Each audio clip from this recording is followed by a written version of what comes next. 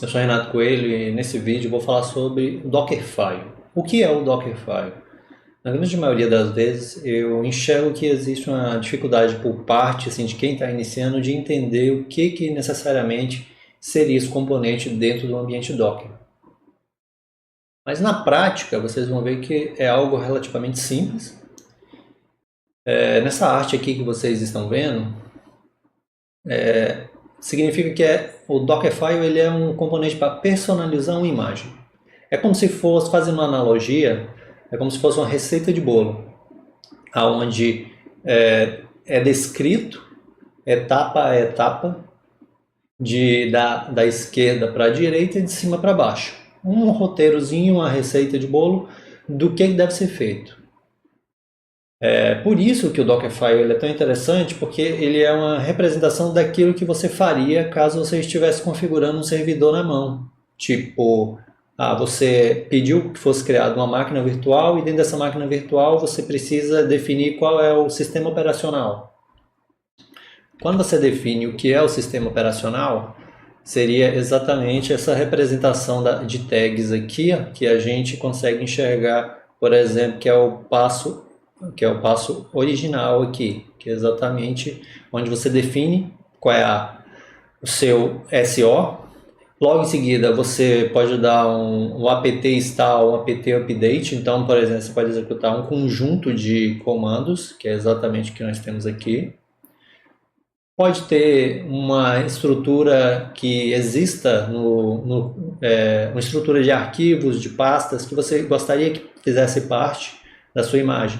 Você usa um comando para poder fazer a cópia desses dados. E, para finalizar, você tem um entry point, que é aquele comando final que você precisa para que sua aplicação execute. Mas isso aqui, na verdade, é só uma representação do que seria, né? Isso aqui são alguns comandos básicos, os básicos mesmo. Mas existe um conjunto de etapas que você pode adicionar, que trazendo assim para o dia a dia, para o mundo real, é como se você estivesse configurando manualmente um servidor, instalando, adicionando rede, criando usuário, fazendo todas essas etapas, para que no momento que você finalizar a escrita desse arquivo Dockerfile, você utilizando o comando build, você faça digamos assim, a implementação, né?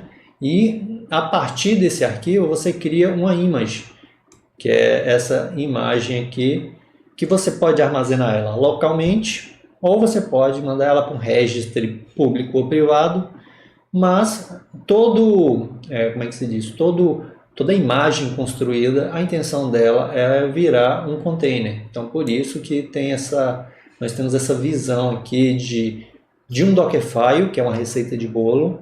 Ele passa por um processo de build, de construção, vira uma imagem.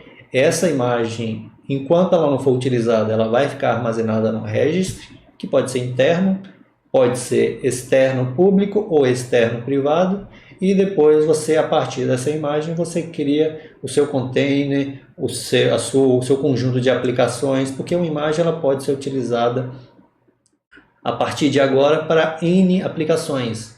Por exemplo, a imagem do Ubuntu. Você pode utilizar a imagem do Ubuntu para poder criar a representação de um servidor, mas você pode usar a mesma imagem do Ubuntu para poder fazer as implementações necessárias para que você consiga subir sua aplicação. Criou um modelo, esse modelo pode ser replicado para 10, 20, 400, 500, 1000 containers a partir de uma única imagem. Então isso vai depender da forma que a sua imagem foi estruturada e do que você está pretendendo fazer com ela.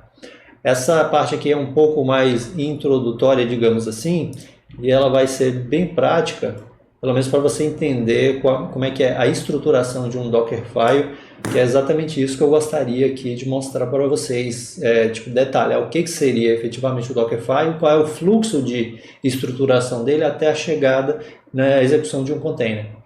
Na próxima aula a gente vai botar a mão na massa, vai escrever um Dockerfile, vai colocar ele, transformar ele numa imagem e logo em seguida transformar ele num container para que possa ser utilizado para N funcionalidades com os mais variados objetivos. Tudo a partir de um Dockerfile que vira uma imagem que virará um container. Tá bom? Então, até a próxima aula. Obrigado.